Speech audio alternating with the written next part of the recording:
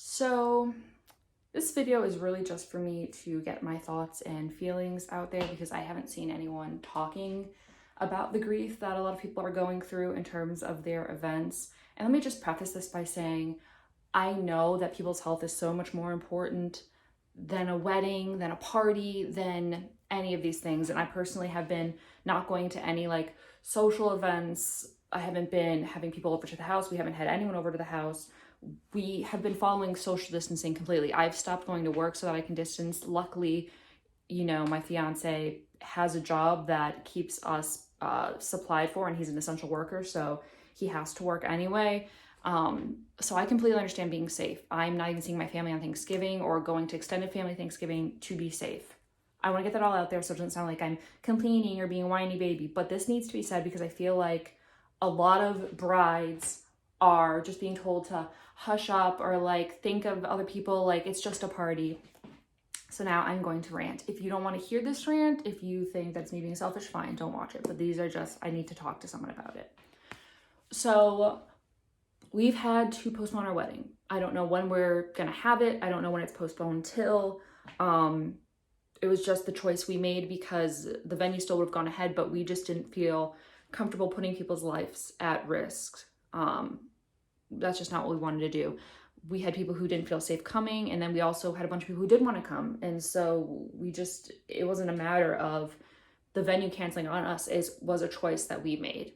That being said, it sucks. It's been really hard not to lose the idea of the party, I guess, just to deal with that idea of what you thought your wedding day was going to look like. And I know that I could postpone it indefinitely and just wait for everything. But for reasons, personal reasons, we have to get married sooner rather than later. And that means that no matter what, if it is a courthouse, which it's looking like it will be, we don't know. We've talked about some different locations. Who knows? We don't know when we'll be doing it, but we can't wait a year. So that means that my wedding day is going to possibly be at, some random location or some government building, and probably just me and him, and that's beautiful. And I want to just preface this by that a marriage and a wedding should be about those two people, and I'm not disagreeing with that at all. I think that's beautiful, and that's not the problem I have with it. A lot of it has to do with the fact that I've been waiting for this day my entire life, and I just have these ideas of wanting to walk down the aisle with all the people that I love around me, and having that big moment when you walk through the doors or down the staircase and you walk down the aisle and you see everyone look at you and you see your future husband look at you, and you just have that special moment and what you've been waiting for since you were a girl. And that moment where you become man and wife is a big to-do, is like a big thing, and there is fanfare about it because it's just, that's what I've had in my head for my whole life. And I don't know. I think a lot of that has to do with the fact too that I'm waiting until marriage. And so for me, it's ingrained in me that like, okay, you're going to wait up to this big day and you're going to have this beautiful party. And then, that's what you've been waiting for. That's the moment and everything. And that's a whole other toxicity issue ingrained with, Christianity and, sex ed and health classes and all of that.